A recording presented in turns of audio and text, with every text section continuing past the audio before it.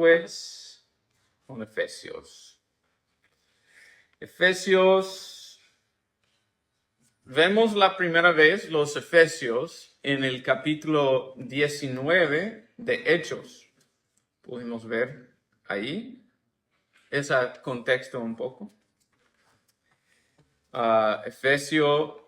Éfeso, la ciudad, era un lugar muy principal en Roma, en el Imperio Romano. Muy importante, muy grande, mucho negocio, mucho de todo. ¿No era griego o romano? Romano. En Era ese el imperio. época era la época del Imperio Romano. Ajá. El mundo hablaron más o menos griego como la idioma mundial. Obviamente cada lugar tenía su propia... Sí, por eso me confundo. Sí, gracias. Tenía su propia idioma.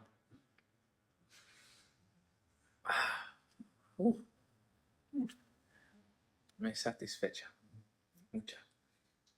Bueno. Pero el área es romano. Pues todo el mundo era romano en ese sentido, bajo el imperio romano. Pero obviamente el mundo en ese tiempo todavía, el imperio romano recibió la cultura griega, entonces hay muchas cosas, pero era una combinación en cualquier parte. Pero el imperio romano estuvo encargado, muy, muy seguro. Y por eso lucharon muchas veces los que vivieron en Éfeso. Los cristianos no tenían tiempo fácil, porque una cosa que hicieron los romanos era cuando llegó el emperador, ¿cómo se dice? Emperador. Como esforzaron o obligaron los en la calle, porque normalmente cada ciudad realmente solo tenía una calle principal que entró desde el agua, desde el porte donde quedó las barcas allí en el mar. Salió el César o el emperador y allí entró la ciudad. Mientras entrando, obligó que la gente en los lados doblaron la rodilla. Y en un sentido más práctico era para adorarle como Dios, que Él es el Dios de Roma. Podían tener sus propios dioses en esa parte del mundo, pero deberían doblar la rodilla a decir, César es Señor. Pues eso causó problemas con los cristianos, ¿no? Y en un sentido era más difícil en cualquier ciudad grande de Roma, porque esa era así cuando llegó el César. Entonces, esta ciudad también, y cuando vas allí, puedes ver cómo era, cómo están las calles, y puedes imaginar realmente cómo la gente deberían quedar ahí en las grandes piedras que siempre Roma pusieron estas grandes piedras para el pavimento, ¿no? Y es algo impresionante cuando lo ves, es como gran obra de tecnología y todo que hicieron, pero es fácil entender que era muy difícil para ser un cristiano en esa parte, en esa ciudad.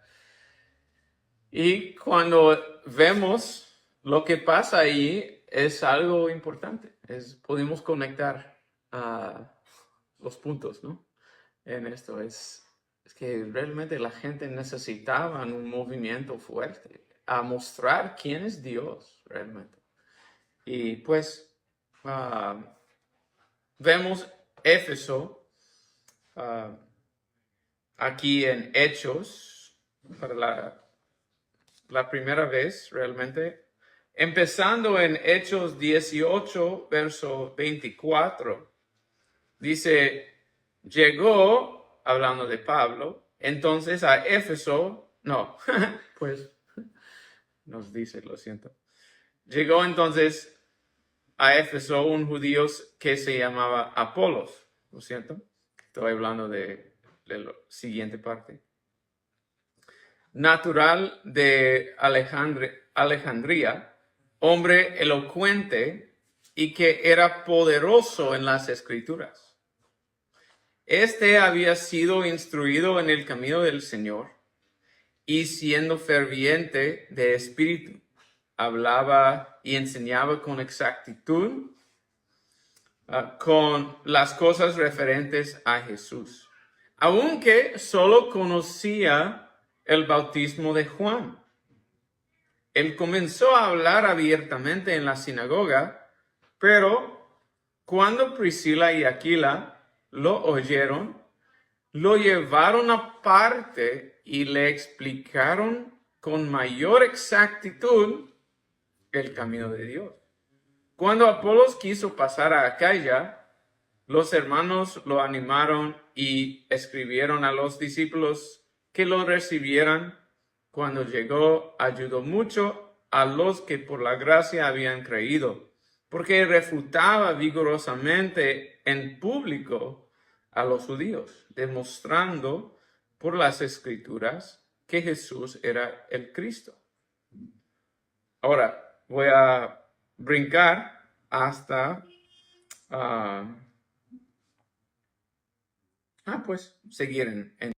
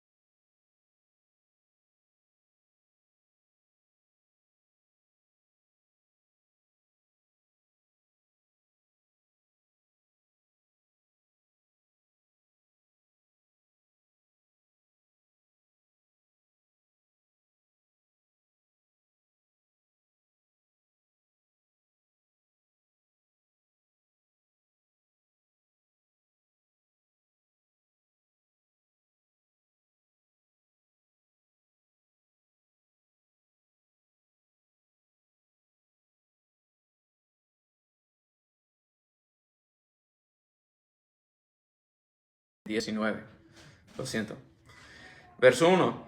Mientras Apolos estaba en Corinto, que es ¿recuerdan estudiando Corintios? Que Corinto es en el área de Acaya. Esa es. Apolos se fue a Acaya, es el región de Corinto. Entonces quedó ahí en la ciudad de Corinto. Y por eso fue esa discusión entre los discípulos en Corinto. Soy de Pablo, soy de Apolos, soy de Pedro. Ese tipo de cosas. Y por este movimiento, porque él estuvo muy útil en la obra y muchas veces gente quiere juntar con gentes útiles. Porque la mayoría son inútiles. Lo siento. Pero mientras Apolos estaba en Corinto, Pablo, después de haber recorrido las regiones superiores, llegó a Éfeso y encontró a algunos discípulos y les preguntó, por razón, probablemente una observación él tenía, y preguntó, ¿recibieron el Espíritu Santo cuando creyeron? Ellos le respondieron, no, ni siquiera hemos oído si hay un Espíritu Santo.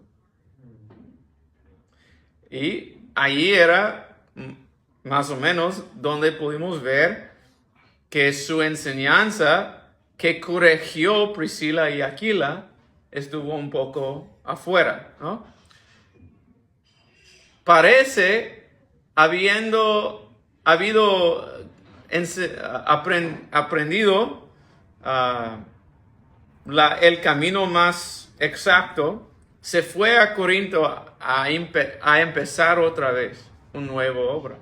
Pero Priscila y Aquila quedaron allí en Éfeso para ayudar a corregir estas enseñanzas, pero obviamente nadie puede hacer todo para todos. Entonces, ahora Pablo debe venir y ayudar que los discípulos en Éfeso entienden el Espíritu Santo correctamente. Solo que Apolos entendió las Escrituras muy bien, hablando obviamente del Antiguo Testamento. Él entendió las profecías sobre Jesús, que él sería el Mesías, y mostró y defendió esa posición muy bien. Pero el Antiguo Testamento en solo, podemos decir, no necesariamente en esa información sobre quién es el Mesías, no necesariamente enseña sobre el Espíritu Santo hasta que lo recibes. Cuando recibes el Espíritu Santo, puedes regresar al Antiguo Testamento y entender la obra del Espíritu Santo, pero debes describirlo un poco diferente y entenderlo un poco más. Por eso creo estuvo escrita el Nuevo Testamento. ¿Qué es la vida en el Espíritu? ¿Cómo parece la vida sin una ley, pero andando en el Espíritu? Parece así. Unos quieren decir que son reglas, pero no es. No son reglas, es una forma de vida en el Espíritu. Las cartas del Nuevo Testamento. Por eso están escritos. Porque realmente no es posible en el físico regresar al Antiguo Testamento sin el Espíritu y entender qué es la vida en el Espíritu Santo. Entonces, Dios preparó que sería enseñado más adelante. Apolos no entendió eso, solo entendió las básicas, cuál es muy bien, y así habla de él, que enseñó muy bien, defendió muy bien, hizo la obra muy bien, pero debería aprender esta nueva parte. No enseñó sobre el Espíritu Santo muy bien. Entonces, Pablo viene para corregir todo eso, arreglar la situación. Entonces, verso 3, Pablo les preguntó en qué, y en itálicas, refiriendo al bautismo, en qué pues fueron bautizados. Dicen, en el bautismo de Juan. Y Pablo les dijo, Juan bautizó con el bautismo de arrepentimiento, diciendo al pueblo que creyeran en aquel que vendría después de él, es decir, en Jesús. Al oír esto, fueron bautizados en el nombre del Señor Jesús. Hay que dar cuenta aquí, como hablábamos en Gálatas, que no fueron necesariamente, no menciona aquí agua. ¿Okay? Esa es importante. No menciona agua. No es como deberían bautizarles en agua otra vez. No era así, no era como, ese bautismo no funcionó. No, esa no es lo que dice Pablo. Solo está diciendo que ese bautismo es para arrepentimiento y no es el bautismo de Jesús, es el bautismo de Juan. Importante porque Jesús bautiza con el Espíritu Santo. Es lo que dijo Juan. Viene uno tras de mí que bautiza con fuego y en el Espíritu. Entonces, una gran diferencia. No necesariamente en agua. Puede ser que los dos pasan al mismo tiempo. Que bautizamos a alguien en agua para arrepentimiento de sus pecados y que al mismo tiempo, porque son enseñados bien, que bautizamos a ellos en Jesús, en el Espíritu, y reciben todo al mismo. Arrepienten de sus pecados y también son bautizados en el Espíritu. Creo que esa es la forma mejor, la forma completa, si podemos decir, pero obviamente hay mucha gente que no entra en cristianidad así, no entra en su relación con Cristo en esa forma. Entran por enseñanza. Otra vez, la importancia de la enseñanza de la palabra. Porque aquí ellos no podían recibir el Espíritu hasta que fueron enseñados sobre el Espíritu. Qué interesante. Que Dios no puso su autoridad, su voluntad soberana sobre ellos y para bautizarles, aunque no fueron enseñados. No, se esperó para la enseñanza que Pablo mostró. También es la razón que Pablo, o lo que vemos, sus acciones, que él es el apóstol a los gentiles. Él está encargado de la doctrina de todos los cristianos gentiles. Por eso es la mayoría del Nuevo Testamento es escrito por Pablo. ¿Por qué? La mayoría del cristianismo día de hoy, después del primer siglo, sería gentiles y no judíos. Tenemos una carta a los judíos, a los hebreos.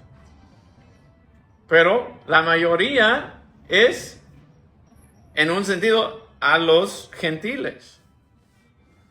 Y sí, para todos, pero es refiriendo a gentes viviendo en el mundo, la cultura gentil, donde vivimos día de hoy. Por eso también nosotros leímos las cartas más que todo, porque pudimos nosotros como griegos, realmente somos griegos, nuestra cultura mexicana, Estados Unidos y todo, es griega, es romana. La política es forma romana y la cultura de educación, de forma de economía, esa es puro griega todavía, porque Roma no quitó eso y ellos dos fueron sobre el mundo más o menos para cientos de años y pues así es. Pablo aseguró que la doctrina del Espíritu Santo estuvo correcto y que ellos recibieron el Espíritu en la manera correcta. Pues sigue aquí en Éfeso. Al oír esto, fueron bautizados en el nombre del Señor Jesús. Cuando Pablo les impuso las manos, entonces no les puso en agua, impuso las manos. Esa es la manera más común, puedo decir, que he experimentado de bautizar en Jesús o en el Espíritu. Vino sobre ellos el Espíritu Santo y hablaban en lenguas y profetizaban. Eso no significa que necesita pasar cada vez. No hay nada aquí que dice que cada vez que alguien recibe el Espíritu necesitan hablar en lenguas y profetizar.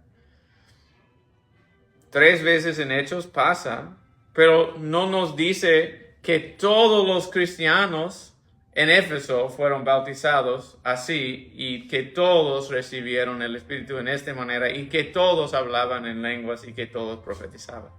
No, solo los aquí. Y vamos a ver que no fueron muchos. Verso 7 dice, eran en total unos 12 hombres. No fueron 3,000 o algo. Aún es interesante en Hechos 2, el día de Pentecostés, donde sale esa doctrina. ¿Cuántos hablaron en lenguas de los que fueron bautizados? Al máximo 120. Qué interesante que no fueron 3,000 hablando en lenguas. ¿No? ¿Por qué no fueron 3,000 hablando en lenguas? 3,000 fueron bautizados y los apóstoles sus mismos fueron los que fueron bautizando en el nombre de Cristo. Pues es que ya estaban predispuestos, creo. Pues es que no es algo necesario para recibir el bautismo del Espíritu. No es obligatorio hablar en lenguas. Pasa varias veces, pero no es obligatorio, no es para todos. Normalmente es una situación especial. Es una forma visible. Es una forma visible, pero no necesitamos siempre ver para creer. Porque son 9 los dones, ¿verdad? Entonces, así debemos entender que hay mucho más pasando aquí que simplemente bautizar y hablar en lenguas. Ese no es el punto del texto, ¿no? Pero sí algo diferente va a pasar aquí en Éfeso. Mira, verso 8. Pablo entró en la sinagoga y por 3 meses continuó hablando abiertamente, discutiendo y persuadiéndoles acerca del reino de Dios. Pero cuando algunos se endurecieron y se volvieron desobedientes, hablando mal del camino ante la multitud, o de cristianismo, el camino es el nombre de cristianismo en ese día, Pablo se apartó de ellos, llevándose a los discípulos, y discutía diariamente a la escuela de Tirano. Escuela es interesante, lo siento, no estoy enseñando hechos. Esto continuó por 2 años, de manera que todos los que vivían en Asia oyeron la palabra del Señor, tanto judíos como griegos. Esa es el más importante. Esto continuó por 2 años, de manera que todos los que vivían en Asia oyeron la palabra del Señor, tanto judíos como griegos. 11.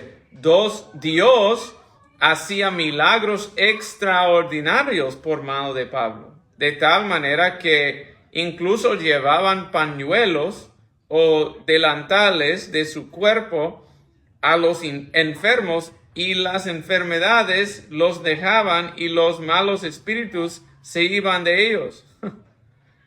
Pero también algunos de los judíos exorcistas ambulantes trataron de invocar el nombre del Señor Jesús sobre los que tenían espíritus malos, diciéndoles: ordeno que salgan en el nombre de Jesús, a quien Pablo predica. 7 hijos de un tal Esqueva, uno de los principales sacerdotes judíos, eran los que hacían esto. Pero el espíritu malo les respondió a Jesús: que conozco y sé quién es Pablo, pero ustedes quiénes son. Entonces no fueron operando en fe que tenían ellos. Fueron tratando usar un rito para quitar demonios, y esa no funciona. Y el hombre en que estaban el espíritu malo se lanzó sobre ellos y los dominó, los 7, y pudo más que ellos, de manera que huyeron de aquella casa desnudos y heridos. Supieron esto todos los habitantes de Éfeso, tanto judíos como griegos. El temor se apoderó de todos ellos, y el nombre del Señor Jesús era exaltado. Creo que ese es más el punto. Y también muchos de los que habían creído continuaban viniendo, confesando y declarando las cosas que predicaban.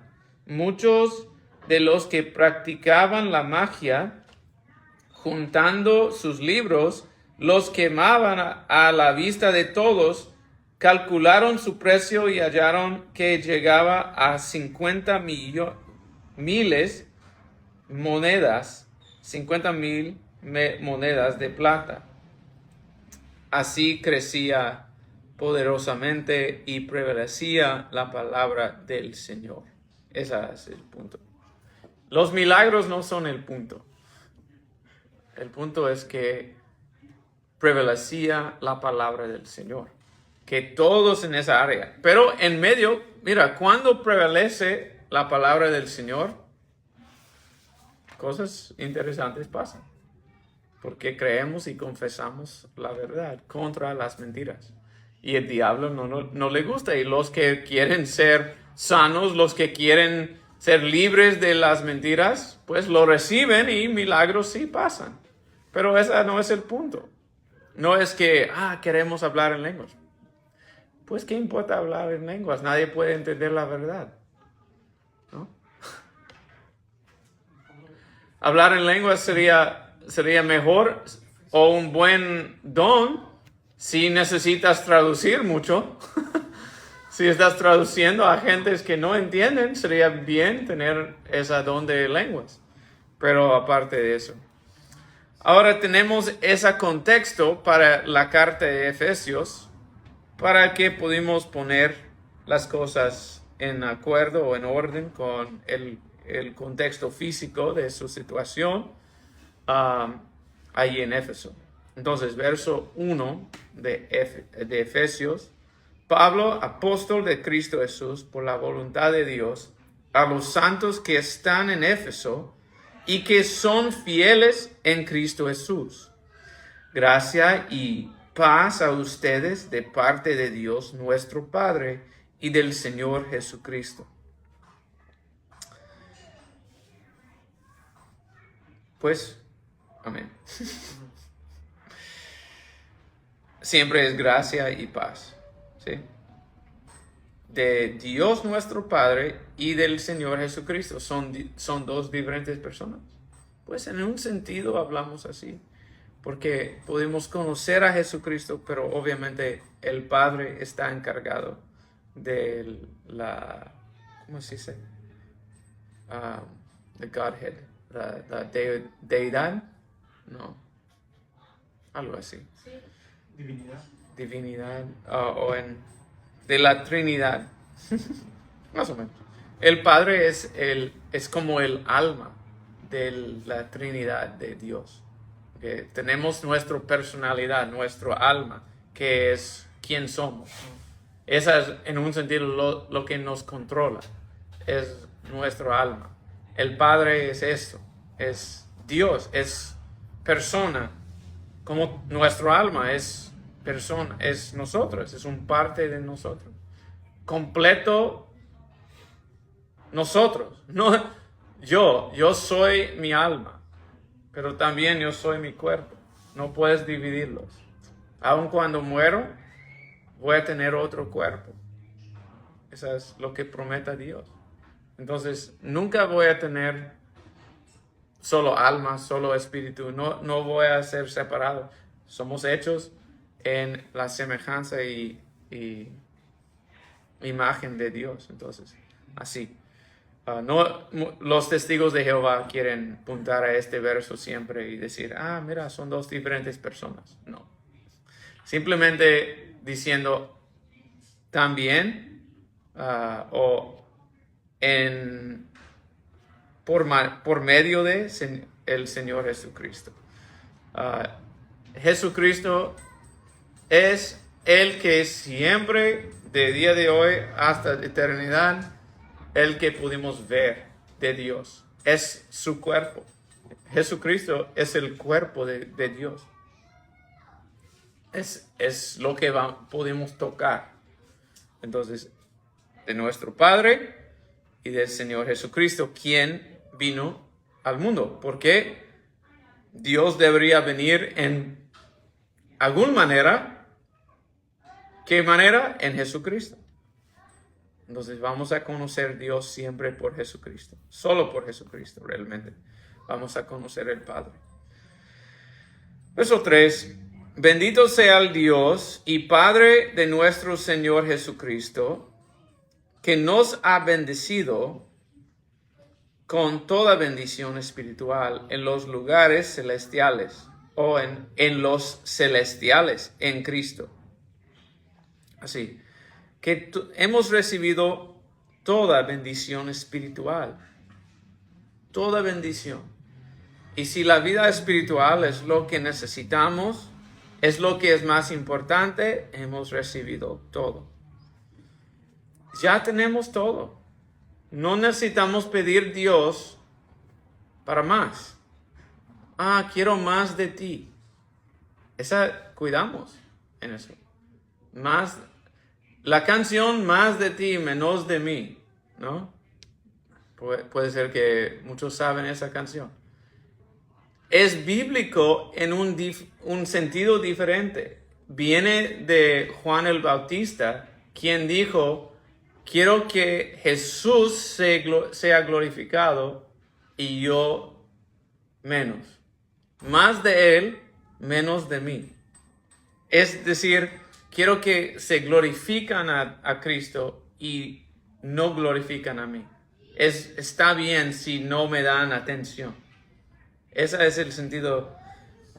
Pero no es más de Cristo en el sentido que necesito más. Hay otras canciones que dicen que quiero más de ti. Pero Dios ya nos ha bendecido con todo. Toda bendición ya está disponible. Si no lo entendemos o recibimos o no sé, experimentamos, hay un problema en la conexión. No es que Dios no ha dado esa bendición. Ya ha dado, ya ha bendecido con toda bendición espiritual en los celestiales en Cristo. Puede ser que estamos demasiado mundanos, demasiado tocando el mundo y no los cielos en Cristo. Puede ser esa es la razón que no experimentamos esas bendiciones. 4. Porque Dios nos escogió en Cristo antes de la fundación del mundo, para que fuéramos santos y sin mancha delante de Él en amor. Esa es muy importante. ¿Fuimos escogidos? Sí, fuimos escogidos. Antes de la fundación del mundo. ¿Significa que no tenemos otra opción? No. Porque nosotros no sabemos las elecciones de Dios. No sabemos lo que es perfectamente su voluntad hasta que lo vemos. Todavía debemos nosotros elegir, pero Él ya sabe, ya vio quién va a elegir, quién va a responder a su invitación y los escogió. Es muy fácil de entender. No es tan difícil si no ponemos esas doctrinas en el texto. Significa que solo los elegidos pueden ser salvos. No significa eso. El problema es cuando piensan después los calvinistas que si Dios escogió todos de la fundación del mundo, significa que también escogió los que van a ir al infierno. ¿No? Felicidades. Que no tienes chance. ¿Y qué tipo de evangelismo es eso? ¿Qué tipo de amor es eso? Esa es un Dios que causa pecado. Cuídense. ¿Quién es tu Dios? ¿No? ¿Quién es tu? ¿Cómo que causa pecado? ¿El diablo? Porque Dios está escogiendo, si Dios está escogiendo en este sentido todos los que van a ser salvos y sin la voluntad de ellos, ¿sí? Eso significa que automáticamente está escogiendo que los demás no van a ir al cielo, van a ser perdidos, van a ser pecadores y quedar pecadores. Está causando ellos a pecar. ¿Qué Dios cree? Dice que Dios es amor. Dice que Dios quiere que todos reciban. Pero los calvinistas dicen, pero eso significa todos los elegidos. El texto no dice eso, pero ellos dicen, ten cuidado, porque puede ser que tu Dios no es el Dios de la Biblia. Cuando dices Dios o Jesús, es un otro Jesús, es un otro Dios, aunque usas la Biblia como los testigos de Jehová. Ten cuidado a nuestros hermanos que identifican en el lado calvinista. Ten cuidado. Calvin. Sí, de Calvino. Juan Calvino, que enseñó mucho de eso. Sí, nos escogió de la fundación del mundo naturalmente por su naturaleza. Dios conoce, sabe todo. Antes que fundó el mundo. Deberías conocer, deberías saber, esa es ser Dios. Pero no significa que no tiene poder pararse de esforzar nuestra creencia. Nos conoce, y porque nos conoce, entiende quién va a elegir a Él y también los escoge. Los elige. Está bien. Es una combinación de los dos. No está esforzándonos, está dando nosotros la oportunidad de elegir, pero Él está también eligiendo. La diferencia es que Él ya sabe. Debemos nosotros tener no solamente cuidado, pero ánimo en eso. Que ya Dios sabe qué va a pasar mañana y ya te escogió, eres seguro en Él. Ya está listo. Ya está hecho la obra. Dijo Pablo. Todo ha bendecido nosotros en todas maneras, en todo que necesitamos. No falta nada. No falta nada. ¿Sí? Mañana. Y es verdad, en el Señor es nuestro pastor. Él es el pastor. Él nos guía porque ya nos conoce. No es su problema, su falta porque nos conoce. Es nuestra falta cuando no le creemos. Y esa solo es que estamos aquí adentro del tiempo. Este es que viene con la enseñanza de Génesis. Aquí estamos en tiempo tratando de entender Dios que es afuera de tiempo, que no está adentro y afuera y en todas partes. A Dios no hay tiempo, no existe tiempo. Solo nosotros tratando de entender toda esta cosa pasando en una línea, y para Dios todavía Moisés está, y usar todavía es solo para nosotros, pero para Dios no es todavía, es ahora. Para Dios ahora Moisés está en el Mar Rojo, Josué está al río Jordán, estamos aquí y también estamos en cielo. Por eso Efesios va a decir que ya estamos sentados con Él. Efesios 1 y 2 y 3 es más sobre nuestra situación eterna. Necesitamos sentarnos, meditar y entender lo que dice la palabra sobre nuestra situación eterna. Cuando lo entendemos no solamente la grandeza de nuestro Señor, pero su amor y gracia para elegirnos, aunque nos conoce. Esa debe ser la realidad. Nos escogió aunque nos conoce. aunque somos pecadores. Entonces, debemos nosotros recibir de eso. Y cuando entendemos su amor, cuando entendemos su soberanía, vamos a responder aún más y más a su gracia. Entonces, espero que todos que escuchen esto puedan recibir y sentarse y meditar en lo que dice la palabra aquí en Efesios, para que podamos caminar en el Espíritu mejor cuando llegamos a capítulo 4, o al menos aún mañana, pero esta es en el sentido de enseñanza. Pues, ok. Antes, porque Dios nos escogió en Cristo antes de la fundación del mundo para que fuéramos santos y sin mancha. Eso es lo que quiere.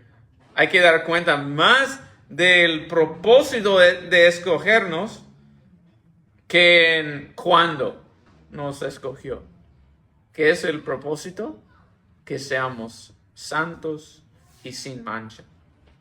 Ese es el punto del resto de la carta. Es que vivimos así, en perspectiva a los celestiales y no en perspectiva de este mundo. Nos escogió en amor. Hay un controversio aquí sobre dónde debe ser en amor. En la Biblia de las Américas o Nueva Biblia de las Américas dice en amor después del punto, ¿no? Es mayúscula en, pero todavía está en verso 4. La Reina Valera lo pone en amor en verso 5. Y dice, en amor nos predestinó. Pero los que eligieron dónde van los versos y dividieron, pensaron que debe ser con el otro frase, el otro parte, que nos escogió para que fuéramos santos y sin mancha delante de Él en amor. Ellos pensaron que estuvo así. No importa tanto, pero los calvinistas sí, ellos hacen mucho con ese hecho y tratan de usarlo a decir, es porque somos predestinados anteriormente y en su amor y por eso solo nosotros pudimos recibir su amor y los otros no. Pero pues sí, somos predestinados. Mira, ¿qué dice? Nos predestinó para adopción como hijos, para sí, mediante Jesucristo, conforme a la buena intención de su voluntad. Sí, somos predestinados. Es la misma cosa. Predestinado es escogido. Pero no es el predestinación en el sentido de escoger todo lo que haces. No está diciendo eso. Solo es predestinación para ser adoptados como hijos para Él. Solo eso. No es tu desayuno que vas a tener mañana. Y ellos creen cosas así. Realmente, si vas a creer en la idea de Calvino, debes creer el completo, porque es como una casa de cartas, ¿no? Si jales una, pues cae todo. No funciona si todas las partes no son allí. Y ahora aún no funciona. Pero esa es la razón que es una doctrina débil.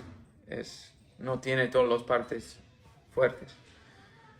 El estilo, lo que hacen, y este es lo que hace el diablo, creo, también, es que siempre está redefiniendo a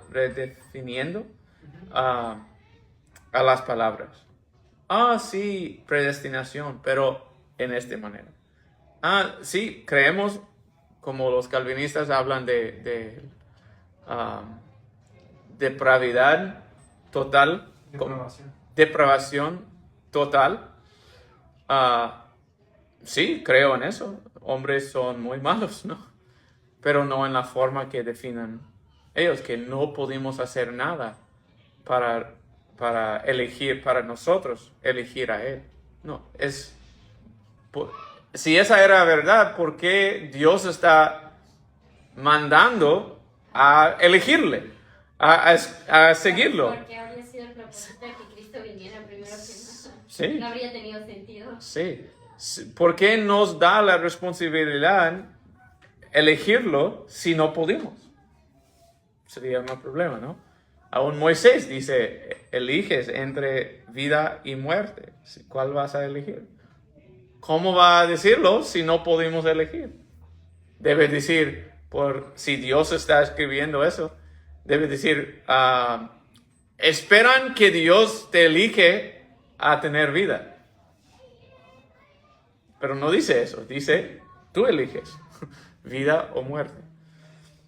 Entonces, sí, nos predestinó, pero nos predestinó, lo que dice el texto, no pudimos inventar cosas para nuestra doctrina, nos predestinó para adopción como hijos, porque ya nos conoció, para sí, mediante Jesucristo, conforme a la buena intención de su voluntad, para alabanza de la gloria de su gracia, que gratuitamente ha impartido sobre nosotros en el amado. En Él tenemos redención mediante su sangre, el perdón de nuestros pecados. Esa es la redención. Si quieres definir redención, es el perdón de nuestros pecados según las riquezas de su gracia. Qué milagro es eso. Es las riquezas de su gracia que nos ha redimido por ese perdón de nuestros pecados. Nos compró y nos perdonó en esa compra. 8. Que ha hecho abundar para con nosotros en toda sabiduría y discernimiento, nos dio a conocer el misterio de su voluntad según la buena intención que se propuso en Cristo, con miras a una buena administración en el cumplimiento de los tiempos. Es decir, que cuando pasó, ya es el cumplimiento de los tiempos. Que dijo Gálatas en capítulo 4, que en el cumplimiento de los tiempos vino Jesús.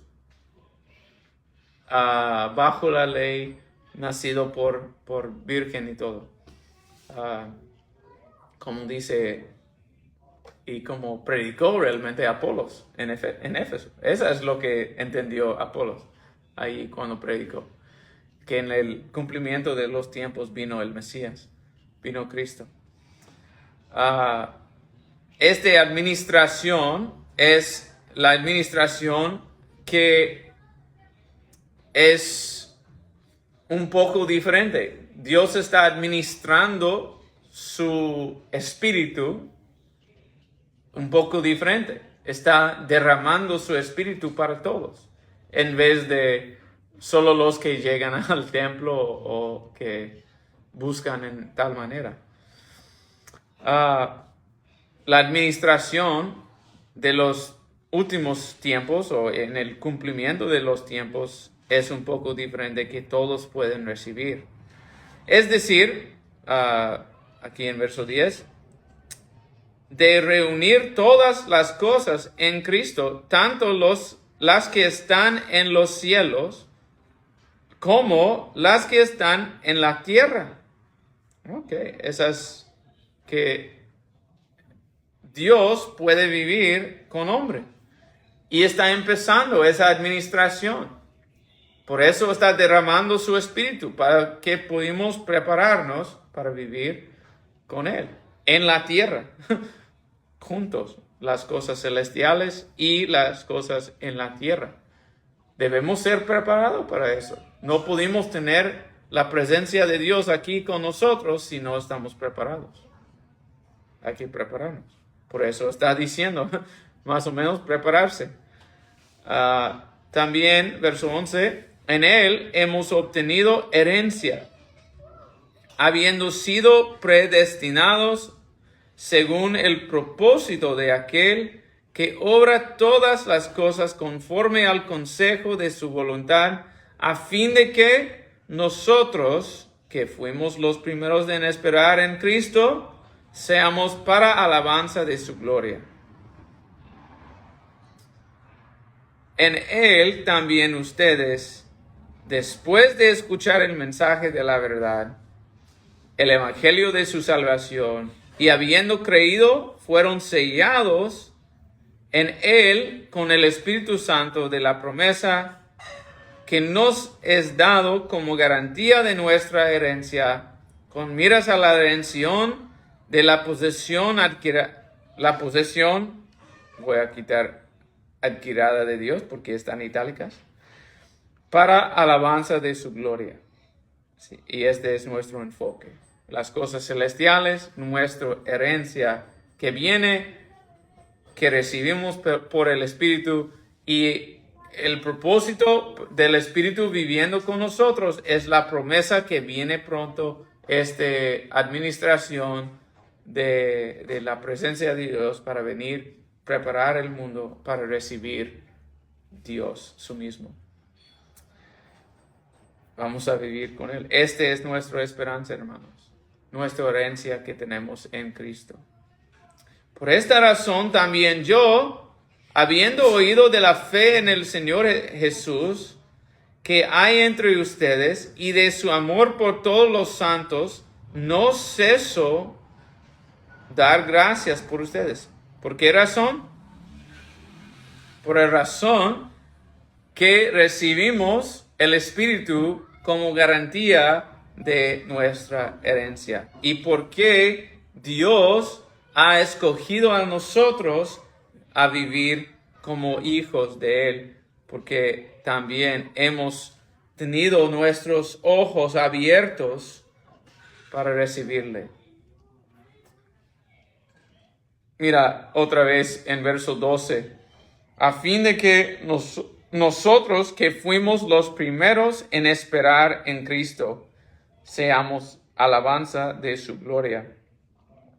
Otra vez, era su voluntad, la voluntad de ellos, esperar en Él, poner su esperanza en Cristo y recibir esa herencia y tener esas miras a su herencia por el Espíritu.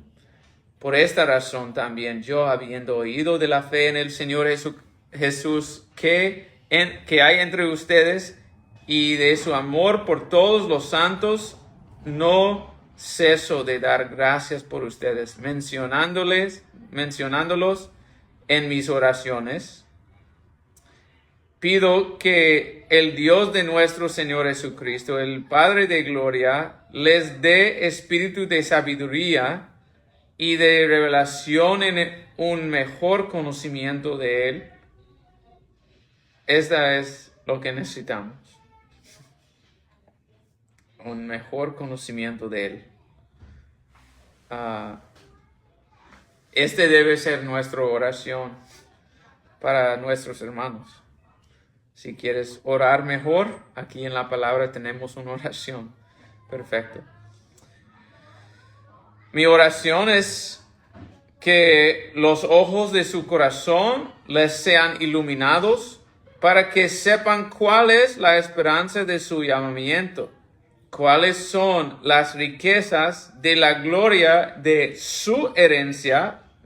Eso es, la su ahí es de Dios, la herencia de Dios en los santos, la herencia de Cristo en los santos.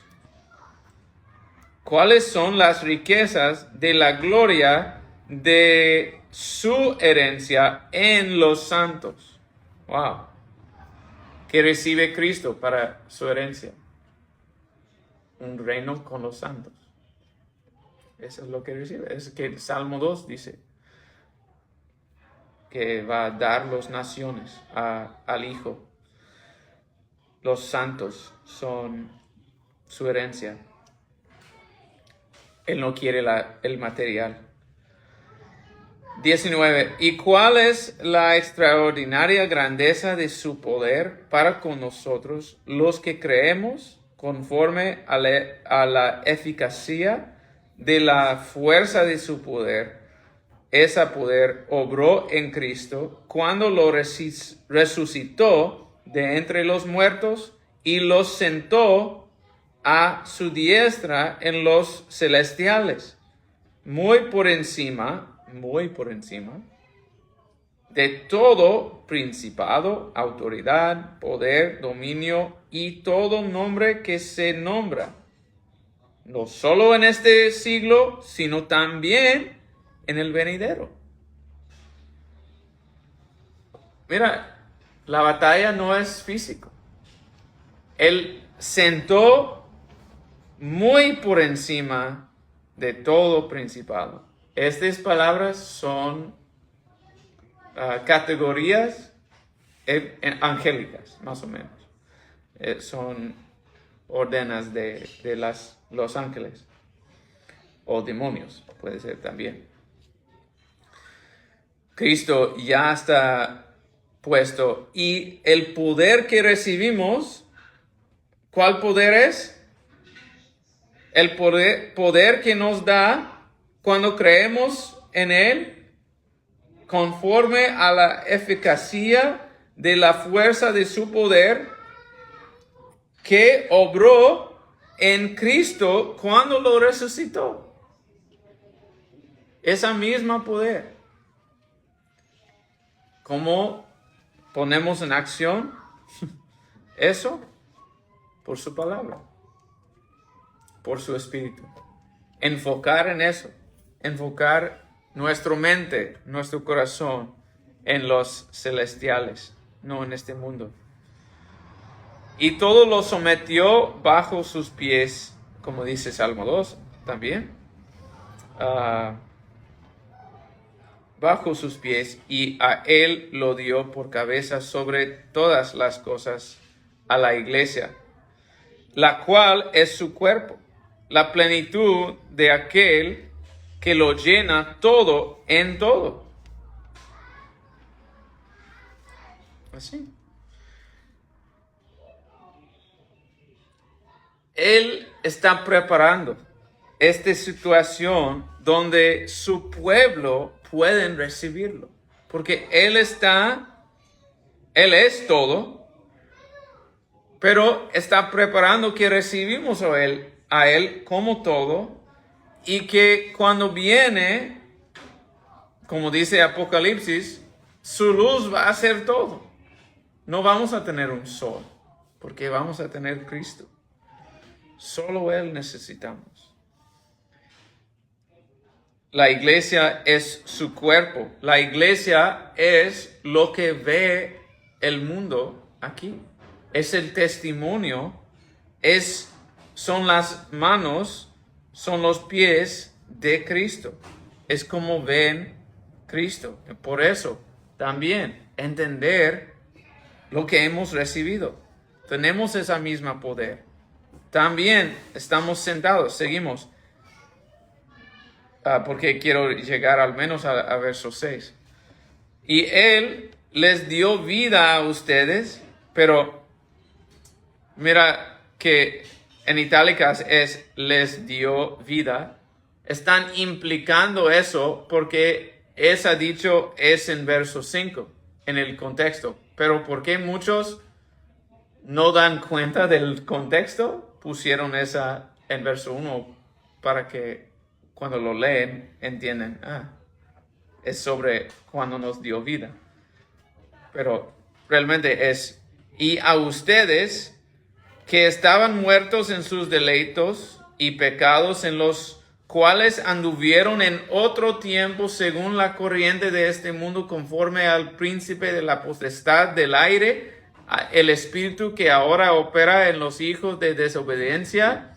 Entre ellos también todos nosotros en otro tiempo vivíamos en las pasiones de nuestra carne, satisfaciendo los deseos de la carne y de la mente, y éramos por naturaleza hijos de ira, lo mismo que los demás. Pero Dios, un gran cambio, pero Dios, que es rico en misericordia, por causa del gran amor con que nos amó, aun cuando estábamos muertos en deleitos, nos dio vida juntamente con Cristo. Mira, realmente, este es lo que no me gustó. Cuando pones nos dio vida aquí en el primer parte para suplir, es como no necesitas seguir el contexto para leer. Es como, ya entiendo. Entonces solo leen un verso en el verso 1. Y Él les dio vida a ustedes que estaban muertos. No, ese no es el punto. Y muchos citan, de hecho, aún en inglés, muchos citan este verso 1. Y Él les dio vida a ustedes que estaban muertos en sus deleitos y pecados. No, el contexto está tratando de llevarte más a través del contexto para entender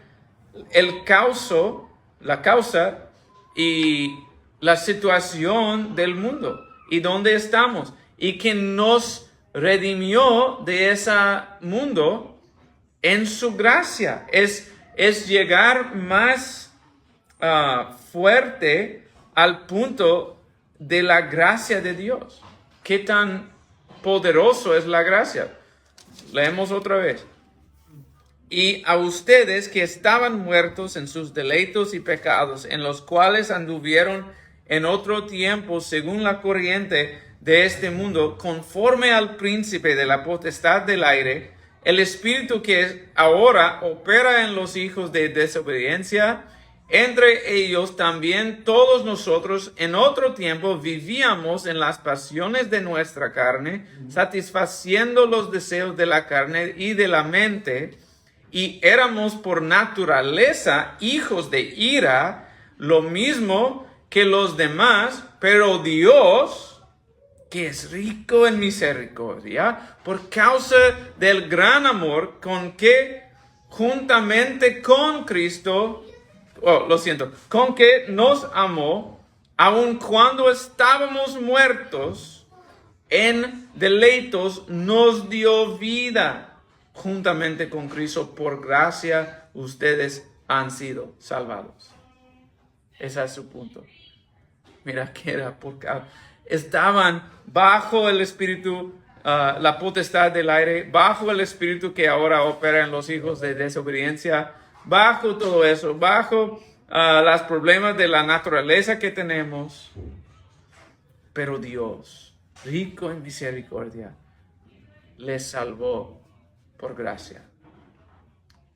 Ese es el punto. No queremos dar el chiste antes que decimos el contexto, ¿no? El chiste solo funciona cuando das el contexto del chiste, ¿no? Hay que poner todo el contexto junto y decir, mira, nos dio vida. Esa es su gracia. En medio de nuestra muerte, nuestra situación tan mal. Verso 6. Y con Él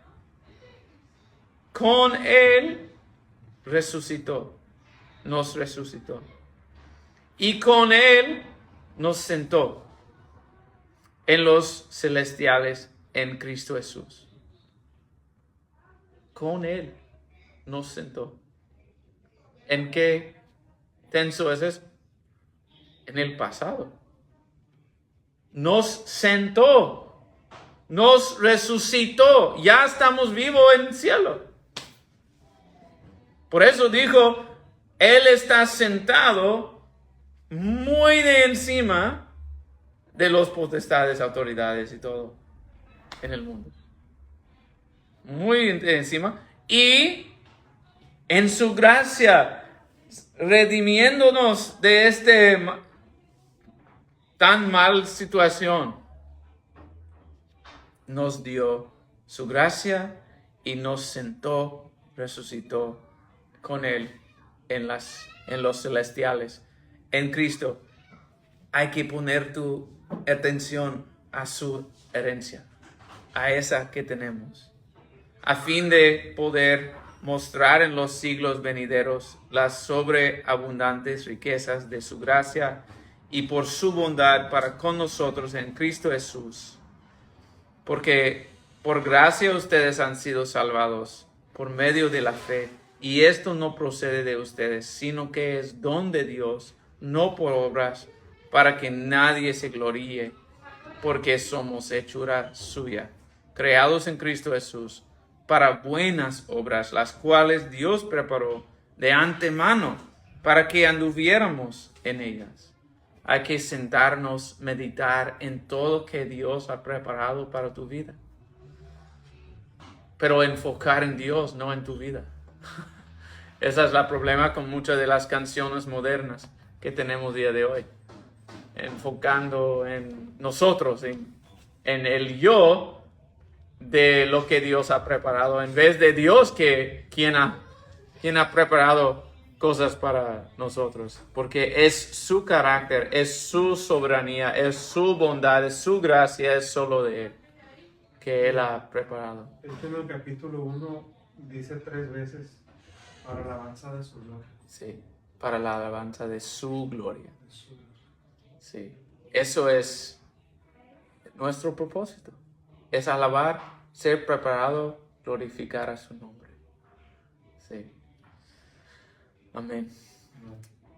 Padre, te damos gracias para esta noche, para tu palabra, todo lo que nos has dado. Gracias, Padre. Eres tan bueno. Ayúdanos a crecer, acercarnos a ti, aceptar a tu palabra y meditar en lo que has hecho para nosotros. Pero es tú que has hecho cosas tan grandes, tan importantes, Padre. Te damos gracias en el nombre de Cristo Jesús. Amén. Dios te bendiga y te guarde.